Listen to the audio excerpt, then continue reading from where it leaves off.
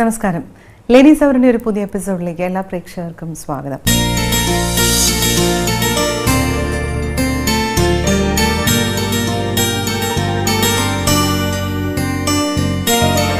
Ladies അവറിൽ ആദ്യം smart lady. ഇന്നത്തെ smart ലേഡിയായി നമ്മോടൊപ്പം ഉള്ളത് ഒരു എഴുത്തുകാരിയാണ്. അതിനേക്കാൾ ഉപരി ഒരു സാമൂഹ്യ പ്രവർത്തകയാണ്.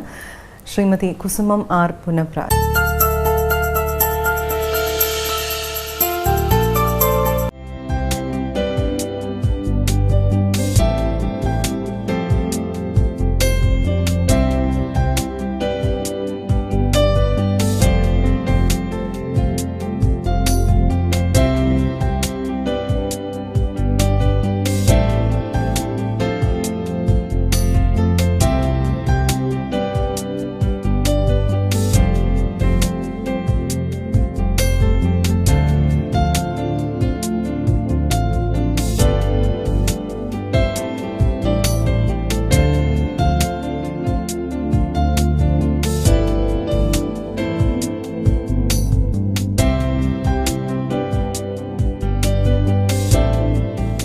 സ്വാഗതം ചെയ്യാം. ഞങ്ങളുടെ സ്മാർട്ട് ലേഡി എപ്പിസോഡിലേക്ക് സ്വാഗതം.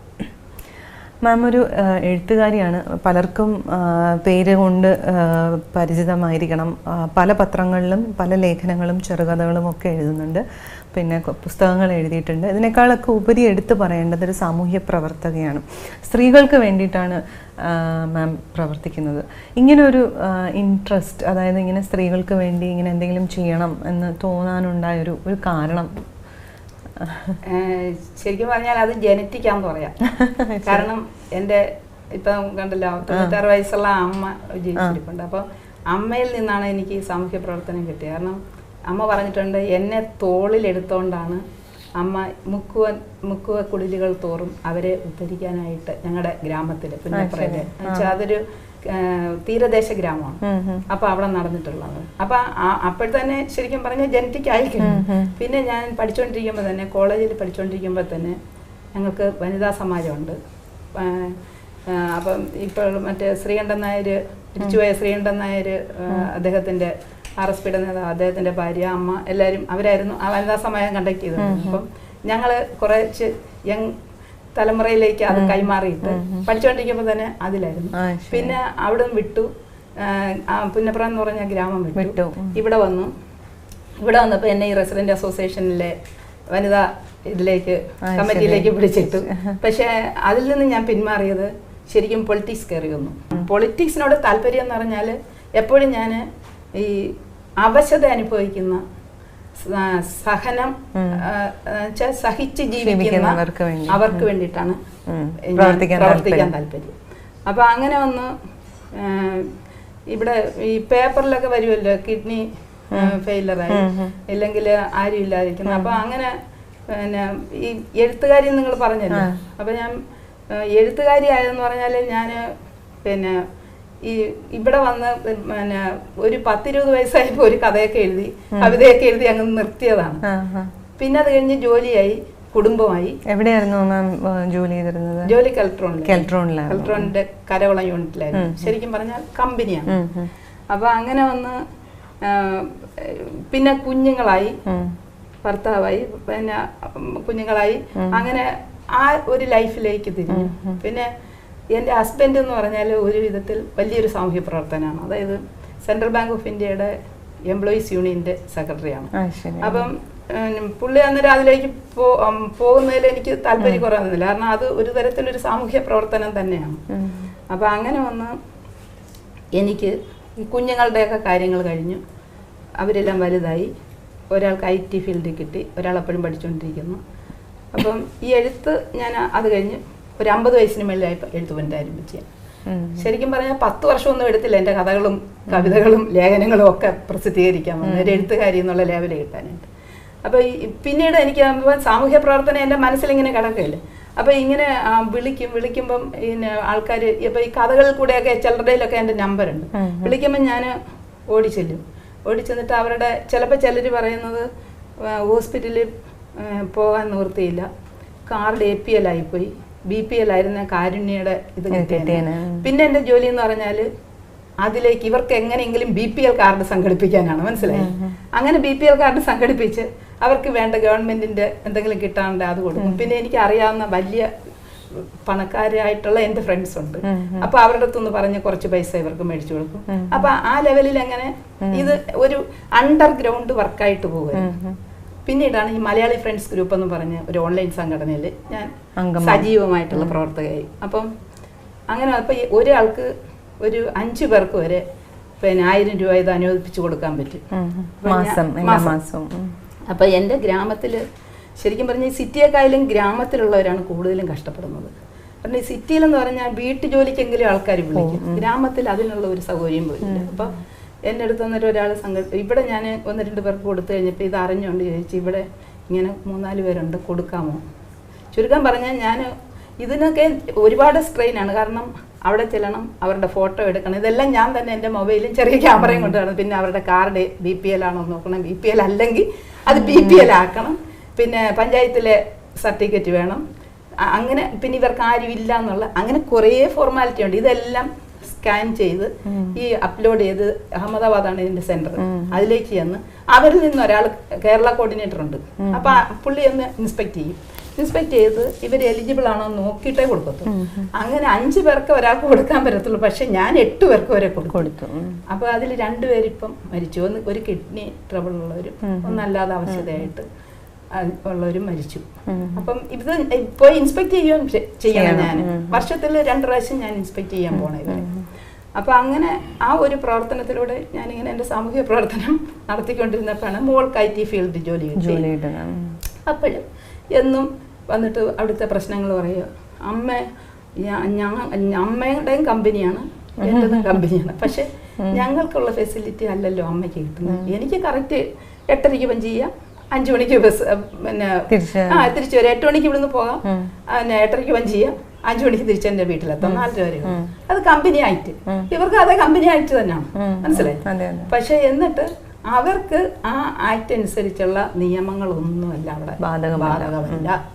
അപ്പോഴേ എനിക്ക് തന്നെ സംശയം വന്നു, ഇവര് സ്പെഷ്യൽ സോണിൽ പെട്ടവരാണെന്നുള്ള ഒരു ഇത്. കാരണം IT കമ്പനിയെ തൊട്ട് കളിക്കാൻ പറ്റത്തില്ല, ഇതൊക്കെയല്ലേ പറയുന്നത്. അപ്പോഴ് ഞാനിതൊന്നേരം ഇങ്ങനെ മനസ്സിൽ കുറിച്ച്. അപ്പം മോള് പറഞ്ഞത് കണ്ടിന്യൂ ചെയ്യാനായിട്ട് പാടാണ്, അതുകൊണ്ട് ഞാൻ ഫർദർ സ്റ്റഡീസിന് പോവുകയാണ്.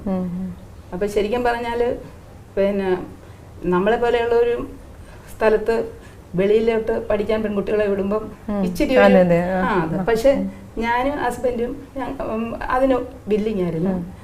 ഈ ജോലി നമുക്ക് മനസ്സിലായി ഇത് പറ്റത്തില്ല എന്നുള്ളത്. കാരണം രാത്രി 10 മണിക്ക് വരിക, രാവിലെ 8 മണിക്ക് പോവുക, ചിലപ്പോൾ ത്രൂ ഔട്ട് രാത്രി ക്ലയന്റ് ഉണ്ടെന്നും പറഞ്ഞിട്ടുണ്ട് ഫോണിൽ കൂടെ. അവർക്ക് ഭയങ്കര ഡിസ്റ്റർബൻസ് ആയി.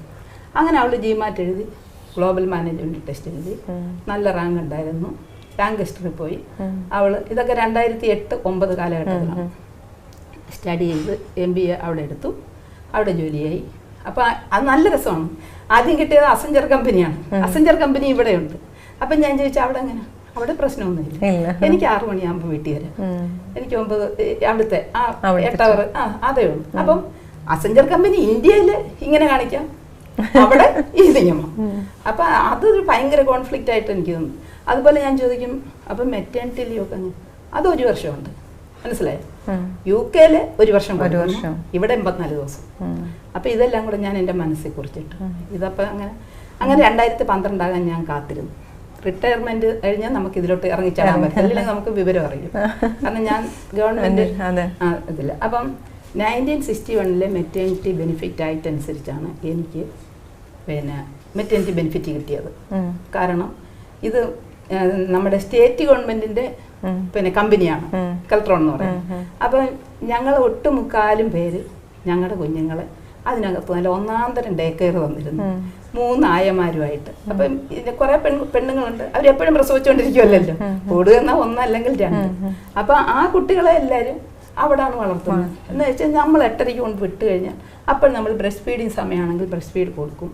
അത് കഴിഞ്ഞിട്ട് 11:30 ആകുമ്പോൾ ഞങ്ങൾക്കൊരു ബ്രേക്ക് തരും കുഞ്ഞുങ്ങളെ കൊണ്ട്, അപ്പോഴും ബ്രസ്റ്റ് ഫീഡ് കൊടുക്കും. പിന്നെ ഉച്ചയ്ക്ക് ഞങ്ങൾക്ക് ലഞ്ച് ബ്രേക്ക് 3/4 മണിക്കൂർ. ഈ അമ്മമാർക്ക് ഇച്ചിരി ശകലം കൂടെ സമയം തരും കമ്പനി. അവർക്ക് കൊടുക്കണമെന്ന് അവരുടെ 1961 ആക്ട് പറഞ്ഞിട്ടുള്ളതാണ്. അതായത് പൊതുമേഖലാ സ്ഥാപനങ്ങളിലും കമ്പനികളിലും 1961 ആക്ടാണ് മെറ്റേണിറ്റി ബെനിഫിറ്റ്. അപ്പം അത് കഴിഞ്ഞിട്ട് വീണ്ടും 3:30 ആകുമ്പോൾ വീണ്ടും കുഞ്ഞിന് മുലപ്പാൽ കൊടുക്കാനായിട്ട് അവസരം തരും, ബ്രേക്ക് തരും.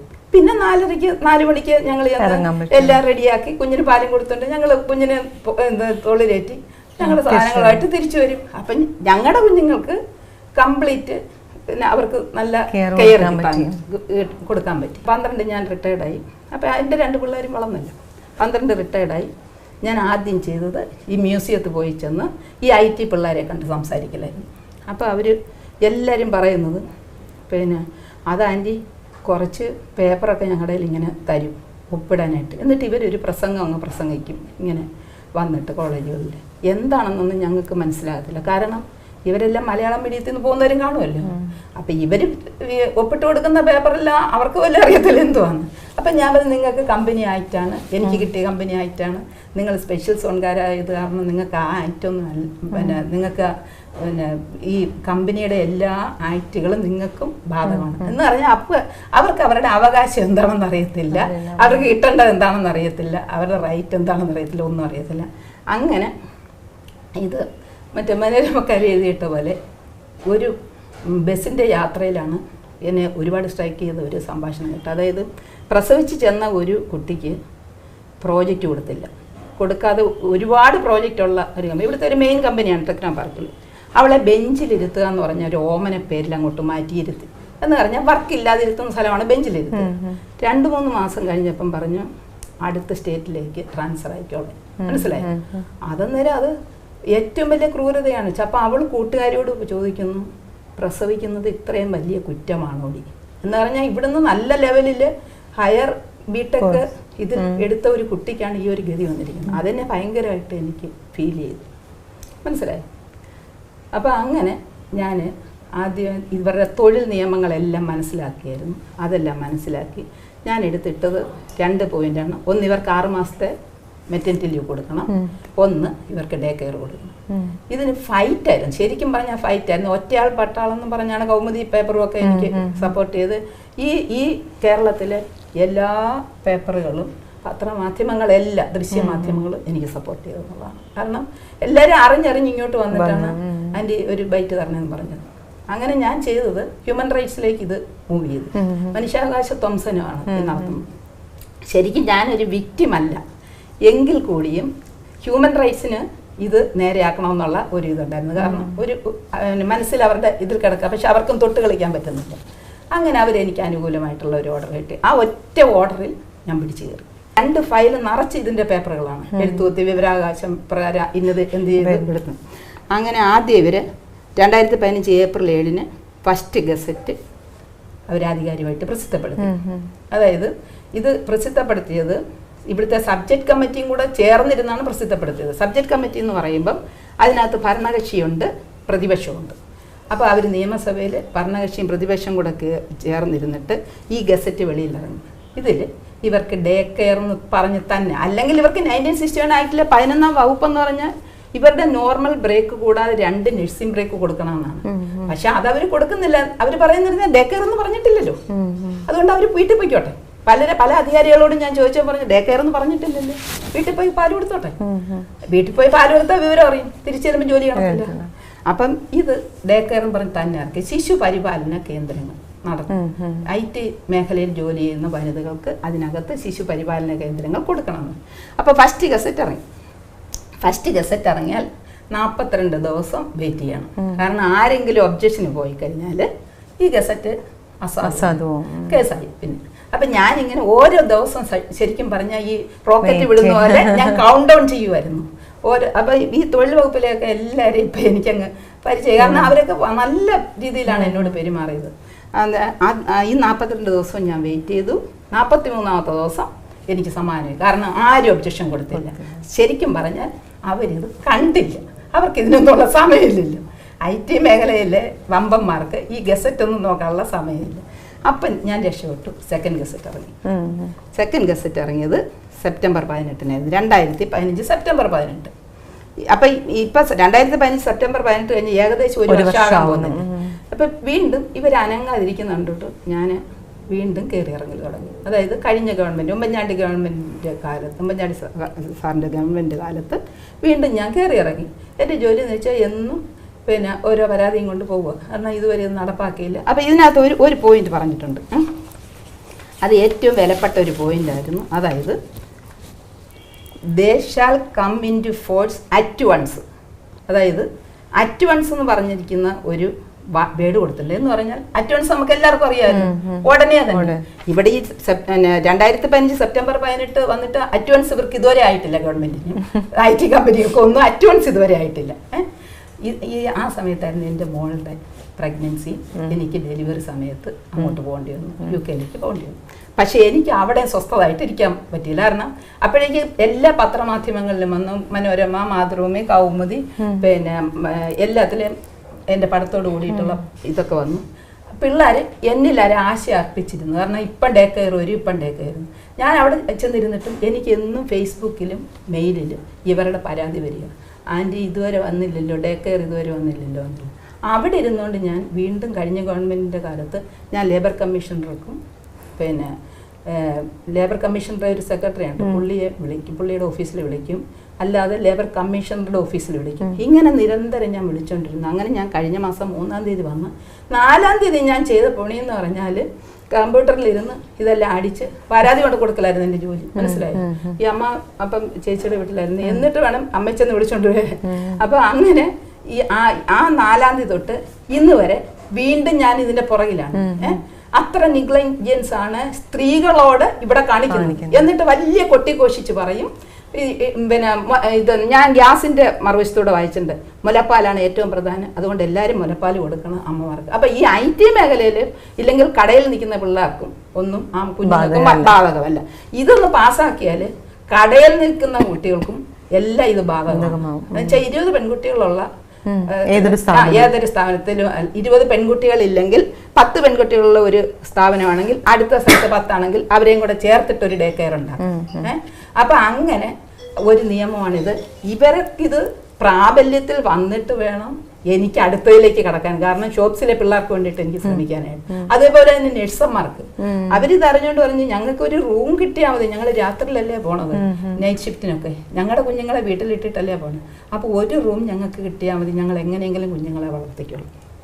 ഇപ്പം ചെയ്തിരിക്കുന്നത് ഏറ്റവും ലേറ്റസ്റ്റ് ആയിട്ട് ഇതിൻ്റെ സെക്കൻഡ് ഫേസ് എന്ന് പറഞ്ഞ് ഞാൻ ചെയ്തിരിക്കുന്നത്, ഞാൻ ബാലാവകാശത്തിൽ പോയി. അതിനു മുമ്പ് തന്നെ സഖാവ് പിണറായി സഖാവിന് ഞാൻ ഒരു പിന്നെ പരാതി കൊണ്ട് കൊടുത്തു. ലേബർ കമ്മീഷണർക്ക് ഇതുവരെ ഇവർ ചെയ്തത് എന്താണെന്ന് ചോദിച്ചുകൊണ്ട് വിവരാവകാശ പ്രകാരം കൊടുത്തു. അതെല്ലാം ഇരിക്കുകയാണ്, കൊറിയറിലൊക്കെ അയച്ചത്. അമ്മയുള്ളതുകൊണ്ട് ഞാൻ കൊറിയറിലാണ് അയച്ചത്. പിന്നെ കമ്പനികളെ ചൂണ്ടിക്കാണിച്ച് തന്നെ കൊടുക്കാൻ പറഞ്ഞു. കമ്പനികളെ ചൂണ്ടിക്കാണിച്ചാണ് കൊടുത്തത്. ടെക്നോ പാർക്കിൽ, ഇൻഫോസിസ്, ഗ്ലോബൽ, IBS, അലയൻസ് കോണിൽ, എങ്ങുമില്ല ഇൻഫോ പാർക്കിൽ, ടാറ്റ കൺസൾട്ടൻസി, എല്ലാം കുറേ എണ്ണത്തിന് ചൂണ്ടിക്കാണിച്ചു കൊടുത്തു. കാരണം ഇവർ ആക്ഷൻ എടുക്കട്ടെ. അപ്പോൾ അത് കഴിഞ്ഞ് ഞാൻ പോയത് ബാലാവകാശ കമ്മീഷനിലേക്കാണ് പോയത്. അവിടെ എന്നുവെച്ചാൽ ഇത് ബാലാവകാശ നിയമത്തിൽ പെടുന്നതാണ്. അപ്പോൾ ഇത് സുന്ദരമായിട്ട് ബാലാവകാശ നിയമത്തിൽ പെടുന്നതാണ്. ബാലാവകാശ കമ്മീഷനിൽ ഞാൻ കൊണ്ട് പരാതി കൊടുത്തു. ഈ പരാതി പ്രകാരം അവർ 4/8/2016 മുമ്പായിട്ട് ഇതിന് മറുപടിക്ക് വേണ്ടിയിട്ട് labour commissioner, IT secretary, labour secretary, പിന്നെ ടെക്നോ പാർക്ക് CEO, ഇത്രയും പേർക്ക് അവർ നോട്ടീസ് അയച്ചു. അതിന് വേണ്ടിയിട്ട് മാത്രം ഞാൻ വെയിറ്റ് ചെയ്യുകയാണ്. അവർ പറഞ്ഞു എന്നെയും കൂടെ വിളിക്കും, ഇവരുടെ മറുപടി കിട്ടിക്കഴിഞ്ഞ് എന്താണ് അടുത്ത നീക്കം എന്നുള്ളത് നോക്കാമെന്ന് വെച്ചിട്ടാണ്. അപ്പം ഇത് ജുഡീഷ്യറി പവറുള്ളതാണ് ബാലാവകാശ കമ്മീഷൻ. അതുകൊണ്ട് ഗവൺമെൻറ് ഇത് ചെയ്യും എന്ന് തന്നെയാണ്, ചെയ്യണം. ഇല്ലെങ്കിൽ നിങ്ങളെപ്പോലെ പത്രമാധ്യമങ്ങൾ ഇതിനായിട്ട് വെളിയിൽ കൊണ്ടുവരണം. അത് മാത്രമാണ് എൻ്റെ ലക്ഷ്യം. കാരണം ഓരോരുത്തർക്കും ഓരോ ജീവിത ലക്ഷ്യമുണ്ട്. എൻ്റെ ജീവിത ലക്ഷ്യം ഇതാണ്, കുഞ്ഞുങ്ങൾക്ക് വേണ്ടിയിട്ടും ഇതുപോലുള്ള അമ്മമാർക്ക് വേണ്ടിയിട്ടും ഒക്കെ പ്രവർത്തിക്കുകയാണ് ഞാൻ. കാരണം എൻ്റെ ഒരു ജോലി എന്ന് പറഞ്ഞാൽ കഴിഞ്ഞു. മക്കളുടെ കാര്യം കഴിഞ്ഞു. 2 മക്കളുണ്ടായിരുന്നു. ഇപ്പം അവളുടെ കുഞ്ഞിനെ അതിന് വേണ്ട സഹായങ്ങൾ ചെയ്തു. പിന്നെ ഹസ്ബൻഡ്, ഞങ്ങൾ 2 പേരുമുണ്ട്, ഈ അമ്മയുണ്ട്. അപ്പം എനിക്കൊരു ലക്ഷ്യം എന്ന് പറഞ്ഞാൽ ഇനി ഇത് മാത്രമാണ്. എന്നുവെച്ചാൽ ഈ കുഞ്ഞുങ്ങൾക്ക് അവിടെ മുലപ്പാലൂട്ടി വളർത്താനുള്ള ഒരു സൗകര്യം ഈ IT കമ്പനികൾ ചെയ്തു കൊടുക്കണം. IT കമ്പനികൾ തന്നെയല്ല, കടകളിൽ നിൽക്കുന്ന പെൺകുട്ടികൾക്ക്, നഴ്സന്മാർക്ക്, ഇങ്ങനെ അവശത അനുഭവിച്ച് വിഷമിക്കുന്ന എല്ലാ പെണ്ണുങ്ങൾക്കും വേണ്ടിയിട്ടാണ് ഞാൻ ഇതിനിറങ്ങി തിരിച്ചത്. അതുകൊണ്ട് അത് ചെയ്തേ പറ്റത്തുള്ളൂ. ചെയ്യുന്നിടം വരെ ഞാൻ റെസ്റ്റില്ലാതെ എൻ്റെ എഴുത്ത് കുറെ പുറകോട്ട് പോയി. അതിലേക്ക് ഇനി അടുത്ത് വരാം. ഇതിപ്പം ഞാൻ 5 പുസ്തകം എഴുതി. കോളേജിൽ പഠിക്കുന്ന കാലത്ത് എഴുതി? കോളേജിൽ പഠിക്കുന്ന കാലത്തെന്ന് വെച്ചാൽ എഴുതും ഞാൻ. പക്ഷെ നമുക്ക് അതിനുള്ള ഒരു സൗകര്യമൊന്നും കിട്ടത്തില്ല. എഴുത്തും വായനയ്ക്കും ഒന്നും ഉള്ള ഒരു സൗകര്യം. പോവുക, കോളേജിൽ പോവുക, പഠിക്കുക. പക്ഷെ എന്നാലും നമുക്ക് എഴുത്തെന്ന് പറയുന്നത് നമ്മുടെ എപ്പോഴും മനസ്സിൽ കിടക്കുന്നില്ല. എനിക്കൊരു UP സ്കൂൾ ഉണ്ടായിരുന്നു, പുന്നപ്പുറയിൽ. അവിടെ ഒരു ലൈബ്രറി ഉണ്ടായിരുന്നു. അപ്പം ആ ലൈബ്രറി കൂടെ എനിക്ക് പുസ്തകങ്ങൾ വായിക്കാനുള്ള ഒരു സൗകര്യം കിട്ടുക അതെന്റെ മനസ്സിൽ കിടപ്പുണ്ട്. അപ്പൊ ആ പുസ്തകങ്ങൾ വായിച്ച ഒരു കിട്ടുന്നുണ്ട്. അപ്പൊ അതിലാണ് എനിക്ക് എഴുത്ത് തുടങ്ങിയത്. അങ്ങനെ 10-20 വയസ്സൊക്കെ ആയപ്പോൾ കുറച്ച് കഥയും കവിതയൊക്കെ എഴുതി. ആരും കാണാതൊക്കെ 10 വെച്ച് കളഞ്ഞ്. ഞാൻ പിന്നെ നമ്മള് ഗ്രാമത്തിലാണ്, വെറും സർക്കാർ സ്കൂളിലാണ് പഠിച്ചത്. പിന്നെ പുന്നപ്പുറ സ്കൂള്, പിന്നെ കാക്കാഴം ഹൈസ്കൂള്, പിന്നെ കോളേജ് ST കോളേജ് ആലപ്പുഴ. അതൊക്കെ വെറും സർക്കാർ, പച്ച സർക്കാർ സ്കൂളില്. കാരണം അതുകൊണ്ട് മലയാളം ആണ് കൂടുതലും. കാരണം കോളേജിൽ ചെന്ന് കഴിഞ്ഞാലും ഇംഗ്ലീഷ് അറിയില്ല, മലയാളത്തിൽ കൂടെയാണ് ഇംഗ്ലീഷ് പറഞ്ഞിരുന്നത്. മനസ്സിലായ? അങ്ങനെ ഒരു ഇതിലാണ് വളർന്നു വന്നത്. പിന്നെ അപ്പം ഈ എഴുത്ത് വന്നേരം അത് കഴിഞ്ഞ് ഞാൻ പിന്നെ എൻ്റെ എഴുത്ത് ഞാൻ വീണ്ടും വായനയായിരുന്നു എനിക്ക് ഏറ്റവും പ്രധാനം. വീണ്ടും ഞാൻ കരിപ്പിടി പിടിച്ച് എടുത്തത് മക്കളുടെ എല്ലാം മക്കളൊക്കെ സെറ്റിലായതിനു ശേഷം കവിതകൾ കൂടെ തുടങ്ങി. പിന്നെ കഥകൾ, നോവല്, യാത്രാ വിവരണം. ഇപ്പൊ മോളുടെ അടുത്ത് പോയി കഴിഞ്ഞ് മോളുടെ അടുത്ത് ആദ്യം ഒരു പ്രാവശ്യം പോയി കഴിഞ്ഞ് ഈ ലണ്ടൻ യാത്ര എഴുതിയത് 2015 പോയി. അത് കഴിഞ്ഞ് ഇപ്പൊ പോയപ്പോഴും മാധ്യമക്കാർക്ക് ഒരു മലർവാടി എന്ന് പറഞ്ഞ ഒരു പിന്നെ കുഞ്ഞുങ്ങളുടെ മാസികയുണ്ട്. അപ്പോൾ അവരിങ്ങോട്ട് ആവശ്യപ്പെട്ടിരിക്കുക വീണ്ടും ലണ്ടൻ യാത്ര എഴുതി കൊടുക്കണം, കഥകൾ എഴുതി കൊടുക്കണം. അങ്ങനെ അതിൽ പബ്ലിഷ് ചെയ്യുന്നുണ്ട്. ഇത് ഈ സുന്ദരിപ്പഴ എന്ന് പറഞ്ഞ ഈ പിന്നെ ബാലസാഹിത്യം പൂർണ്ണ പബ്ലിക്കേഷൻ കോഴിക്കോട് പബ്ലിഷ് ചെയ്തു. അത് കഴിഞ്ഞ് ഞാൻ എഴുതിയത് ഈ പവർക്കട്ട് എന്ന് പറഞ്ഞ ഒരു ഷോർട്ട് സ്റ്റോറി എന്ന് പറഞ്ഞാൽ ഈ പവർക്കട്ട് എന്ന് പറയുന്ന ഇതിലെ ഒരു കഥയാണ്. ഇത് എഴുതി കഴിഞ്ഞാണ് ഞാൻ ശരിക്കും പറഞ്ഞ ഒരു എഴുത്തുകാരിയായെന്ന് പറയാം. കാരണം ഈ പവർക്കട്ട് എന്ന് പറഞ്ഞ കഥ പച്ച സോഫ്റ്റ്വെയറിൽ നടക്കുന്ന പച്ച കാര്യങ്ങളാണ് ഇതിനകത്ത് എഴുതിയിരിക്കുന്നത് പവർക്കട്ടിൽ. അത് വായിച്ചിട്ട് ഒരുപാട് പിള്ളേർ എൻ്റെ അടുത്ത് ചോദിച്ചു ഞാൻ ഏത് എഞ്ചിനീയറിംഗ് കോളേജിലാണ് പഠിക്കുന്നത്. ഞാൻ പറഞ്ഞു എഞ്ചിനീയറിംഗ് കോളേജിൽ പഠിച്ചു കഴിഞ്ഞ ഒരു മോനുള്ള ഒരു അമ്മയാണ് ഞാൻ പറഞ്ഞത്. കാരണം അതിലേക്ക് ഞാൻ ഇറങ്ങിച്ചെന്നാണ് ഈ കഥ എഴുതിയത്. മനസ്സിലായി?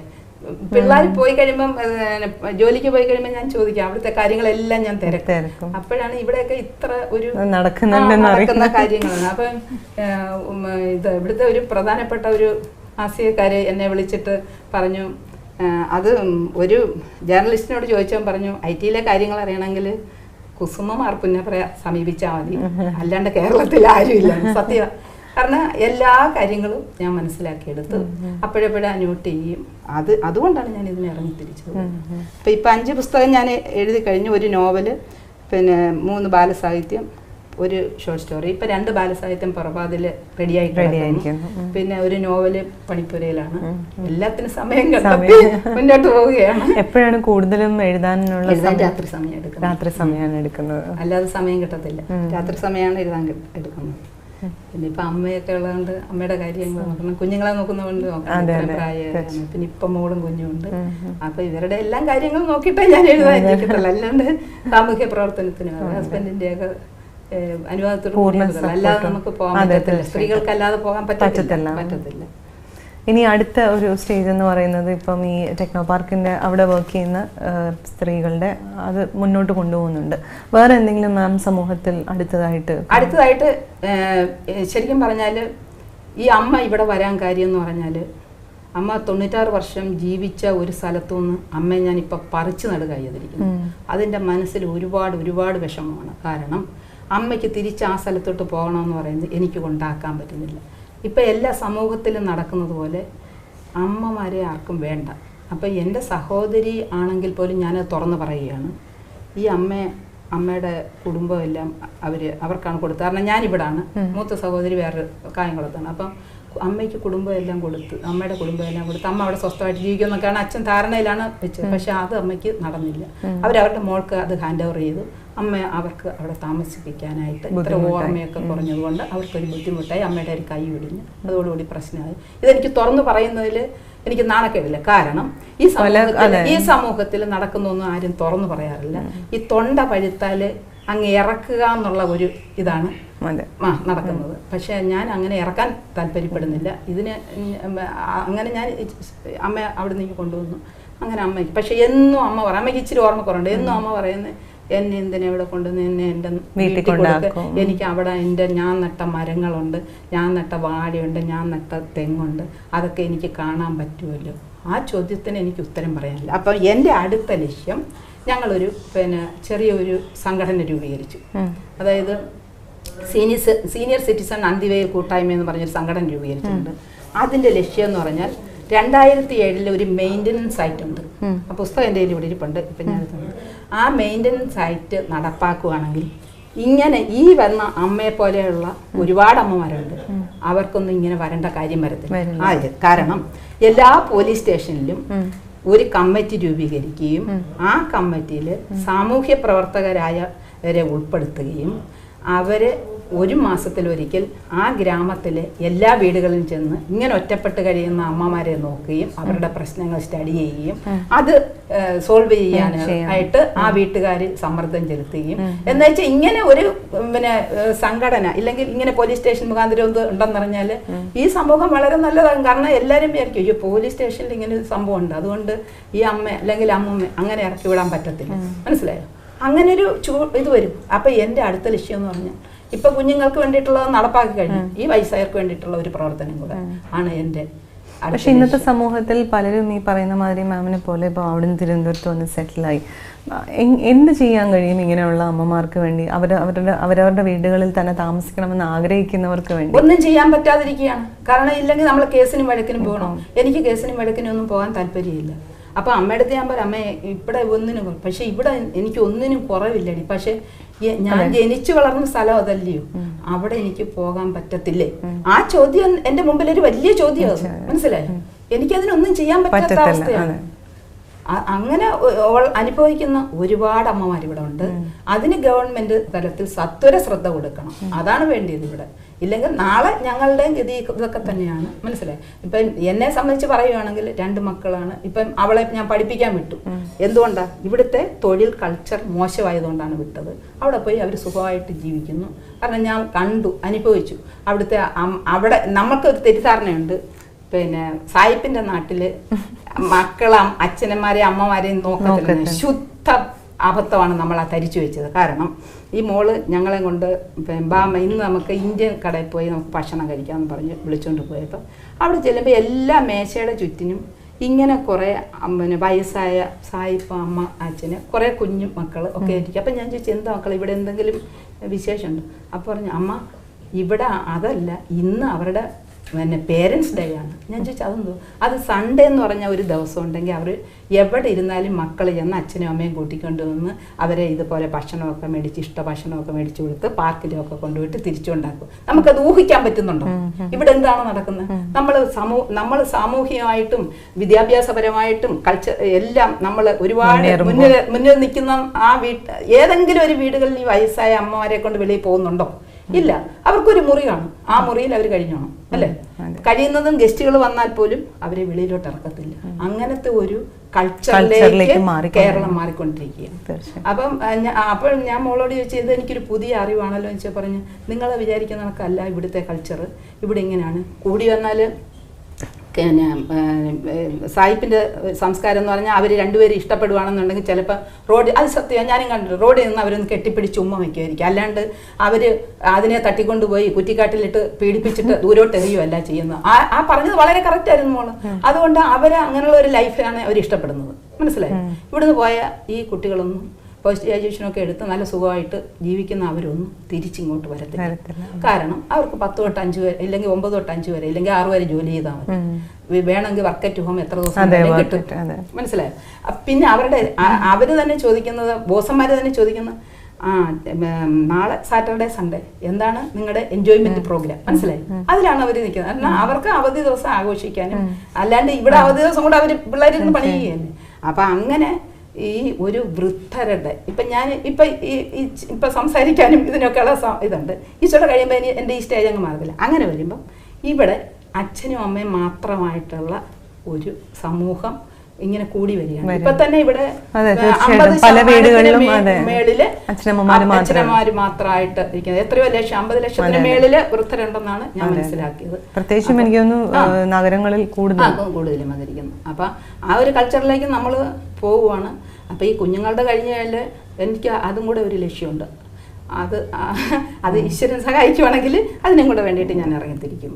അതിനാണ് ഈ ഒരു സംഘടന തന്നെ രൂപീകരിച്ചത്. പിന്നെ ഈ ഒരു സാമൂഹ്യ പ്രവർത്തനത്തിന് ഒരുപാട് പേര് എനിക്ക് പിന്തുണന്നു. കാരണം പിന്നെ വ്യക്തികളായിട്ട് വീട്ടിൽ നിന്ന് ഹസ്ബൻഡിൻ്റെ ബാങ്കിൻ്റെ സംഘടനകൾ, പിന്നെ അല്ലാതെ പത്രമാധ്യമങ്ങൾ ഇഷ്ടം പോലെ എനിക്ക് സപ്പോർട്ട് തന്നു. അതുകൊണ്ടാണ് ഞാൻ ഇവിടം വരെ എത്തിയത്. ഇല്ലെങ്കിൽ ഒരു സ്ത്രീ വിചാരിച്ചാൽ ഒരു നിയമം ഉണ്ടാക്കാനൊന്നും പറ്റത്തൊന്നുമില്ല. അപ്പൊ പിന്നെ ഞാൻ ആൾക്കാരോട് പറയുന്നു, ഒരു സ്ത്രീ വിചാരിച്ചാലും ഇവിടെ പലതും നടക്കും, മനസ്സിലായോ? കാരണം സപ്പോർട്ടോടുകൂടി ഇറങ്ങിത്തിരിക്കണം. അതിന് ഇവിടുത്തെ പെണ്ണുങ്ങളാരും ഇറങ്ങിത്തിരിക്കാൻ ഇച്ചിരി പുറകിലോട്ടാണ്. മാഡത്തിൻ്റെ ഇനി മുൻപോട്ടുള്ള എല്ലാ പ്രവർത്തനങ്ങൾക്കും എല്ലാ ആശംസകളും നേരുന്നു. ആഗ്രഹങ്ങളൊക്കെ നടക്കട്ടെ. ഇനിയും ഒരുപാട് കഥകളും ഞങ്ങൾക്ക് ലഭിക്കട്ടെ. എല്ലാ ആശംസകളും നേരുന്നു. ശരി, കൗമുദി ചാനലിനോട് എൻ്റെ പ്രത്യേകം നന്ദി ഞാൻ അറിയിക്കുന്നു. ഇവിടെ ഇത്രയും ഒരു ഇൻ്റർവ്യൂ എനിക്ക് തന്നതിൽ സന്തോഷം.